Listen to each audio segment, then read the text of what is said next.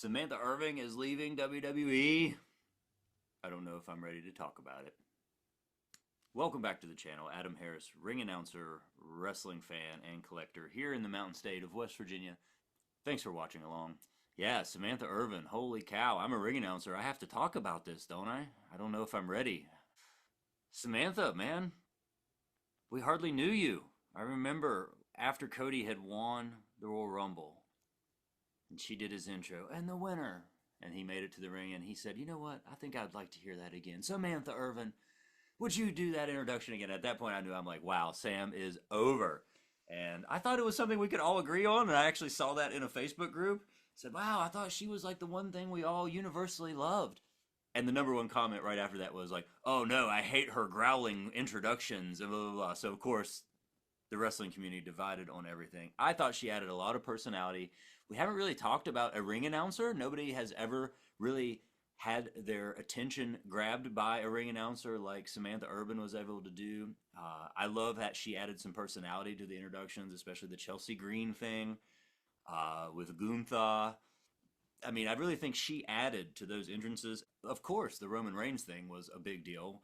Part of the epicness of that introduction was Samantha. And then, of course, she's ingrained in history. I mean, if she never ring announces another match, it's her emotional reaction, authentic reaction to Cody winning the World Championship at WrestleMania, finishing the story. She's forever ingrained in our memories of that. So whatever Samantha decides to do, I wish her the best of luck.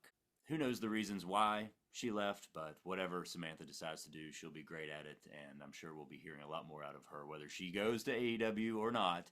I think she could probably do a whole lot more outside of the wrestling business, but we'll see. For me, as a ring announcer this week, just did the Barnyard Beatdown 4. Thank you to Appalachian Championship Wrestling for inviting me to be a part of that. It's definitely one of the more unique events I've ever ring announced. I love anything that's in a peculiar situation outside of the arena, outside of the civic centers and the gymnasiums. It's what I love so much about Slam Plaza and our Regatta Pro Wrestling shows. The Barnyard Beatdown takes place in a riding barn. I don't know if it's a barn is the right term. It's like a riding arena. It's the Winfield Riding Club, and so there's not actual stalls or anything around. It's just a big dirt floor. And man, the ring was so filthy at the end of the night. I just wonder what that cleaning process is for the canvas, because man, it was dirt all over the place. No rugs, no pads, no mats. Everybody tracked in and out of the ring. There were horses on site. We had the colors drove in, and there were even some mini horses in the house, some of which left a few treats for a few of the spectators at ringside. Unbelievable. There was wrestling too. We had an amazing costume contest. A young man dressed as Cody Rhodes in the suit, holding the title, even had the neck tattoo. He took home best wrestling costume. It was great. A lot of great costumes. We had two eras of Bray Wyatt.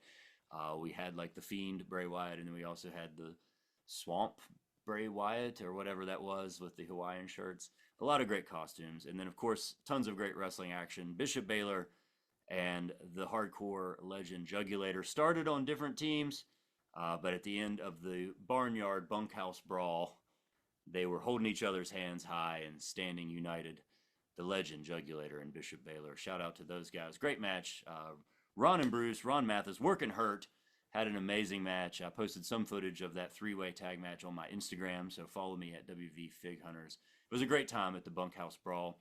And then, of course, November 16th, ASW presents War Games. Very nice, very evil. Danhausen returns to ASW. As I talked about in my PWI 500 video, Danhausen will be here again for War Games November the 16th. We found out he's going one-on-one with Caleb Conley when War Games goes down at the Madison Civic Center. We also found out Nurse Micah is going to be taking on Brittany Jade, who appears to be a star from the Georgia and North Carolina areas. Already saw her posting about the floods down there. My thoughts with everybody who were affected by that. I know the North Carolina wrestling scene is already stepping up to help those in need. And of course, Aaron West leads his team into the War Games matchup against Chance Prophet and his team. Not to be missed. That's all coming up at the Madison Civic Center on November the 16th. For Pro Wrestling Conquest, I'm not ring announcing this one, but I can't wait to go for Pro Wrestling Conquest Hits Different on November the 22nd. It's always a crazy time at the Quantum Sports Center in Kanawha City when Pro Wrestling Conquest comes to town. Chance Prophet's going to take on Dalton McKenzie. Facade going up against Cruel for the Pro Wrestling Conquest heavyweight title. And of course, Bishop Baylor taking on Josh Williams in a working class rules match. What's a working class rules match? I don't know. Maybe I'll try to get some answers for you, but we will find out at Pro Wrestling Conquest Hits Different on November 22nd.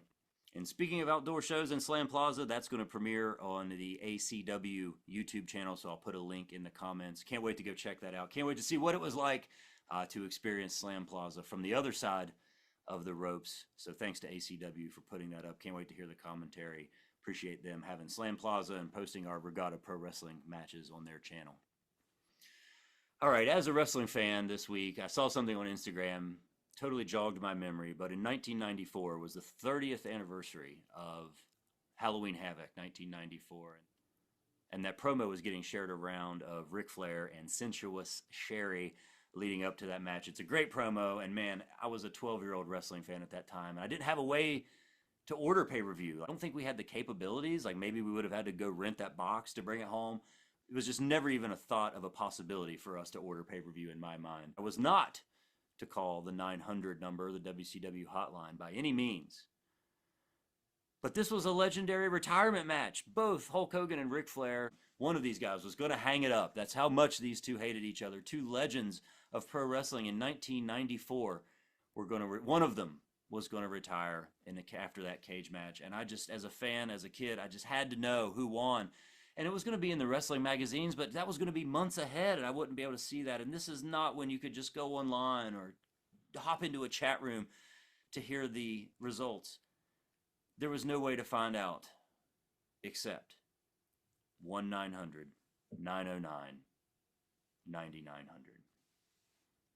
The WCW hotline. And I called, and I remember I snuck into the bathroom, locked the door, and I dialed the number, and I was so nervous that my parents would catch me, but I had to know who won the cage match. And I remember, like, I think it was Mean Gene who picks up on the other end, and I knew the first minute was like so much, and it was going to be $1 for every minute after that. And I thought, oh, I gotta make sure I get off here as quickly as possible. And Mean Gene Oberlin is like, it was a match for the ages. Hulk Hogan versus Ric Flair in a loser must retire match. It was an epic match with a shocking ending. But first, we're going to tell you about the rest of the card. And they start reeling all the results off for Halloween Havoc 94. And I'm going, oh. And I remember he eventually said, that Hulk Hogan had won the match, defeated Ric Flair. And I just immediately, I hung up the phone. I had the cordless phone, in the bathroom. I immediately hung up. And I think Brutus Beefcake was involved in that finish. I'm watching it back right now, but I wanted to watch the whole pay-per-view. But I think Brutus Beefcake is involved in that finish. I had no idea what the finish was, what went down, what was said, what was done after the match. All I knew is that Hulk Hogan had won, and I had to know. And of course, a few weeks later, man, when Mom saw that phone bill, she said, I told you not to call that phone number, and you will never do it again, whatever. I won't do it again. I won't do it again. I don't know if I tried to explain to her, like, this was Hulk Hogan and Ric Flair. But I definitely never called the WCW hotline again. No angle got me so interested that I had to risk being banished from my home for calling the 900 number. No other angle captured my attention like that one. And I had to know. Wouldn't it be cool to have that phone bill, though, with like a charge to the WCW hotline on there? That would be the coolest thing in the world to have in your collection. Wish I had that. Wish I had hung on to that. Would be a cool thing to have in the collection. So that's my story about the time I called the 1-900 WCW line. Speaking of being a fan, man, you have to check out the WWE Vault YouTube channel. If you're watching this, chances are you've gotten fed some of this stuff already. There is so much cool classic content going up there.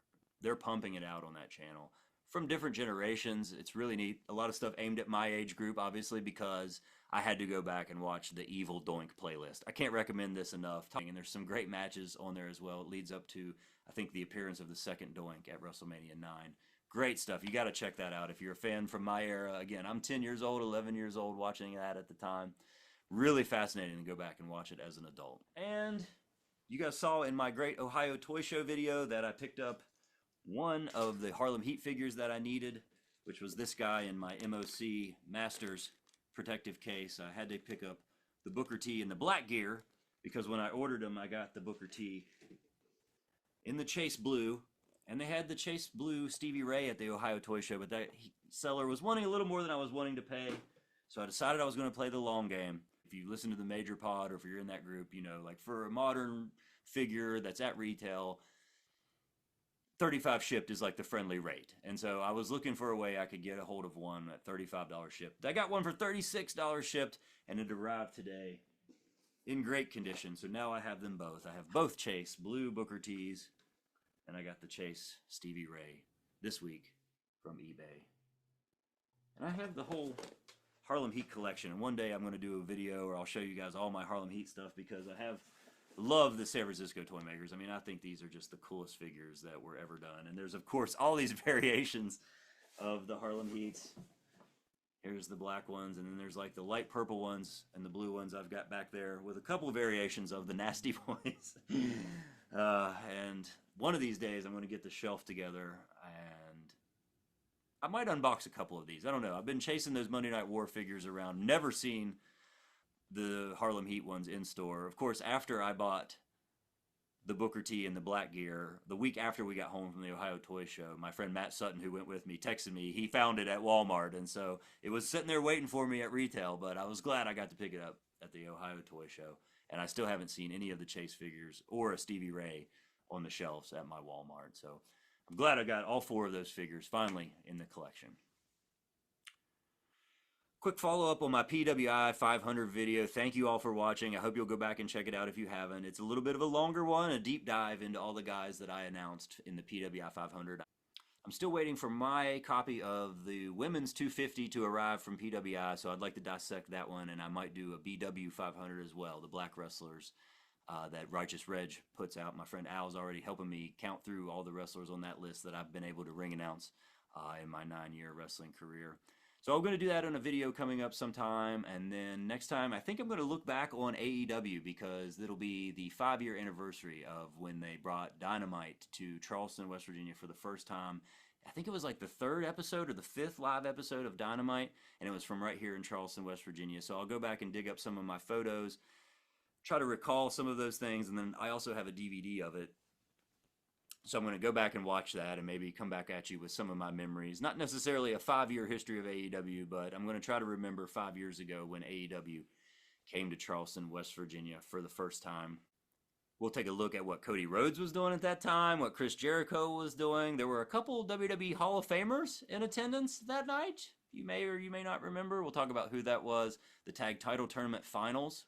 The first ever AEW Tag Team Champions were crowned right here in Charleston, West Virginia, and that weaves into some figure history as well. Do you remember who the first AEW Tag Team Champions were? We were there when they were crowned here in Charleston, West Virginia. So we're going to talk about that next time here on the channel. Thank you for watching along. See you at the matches, and we'll see you next time.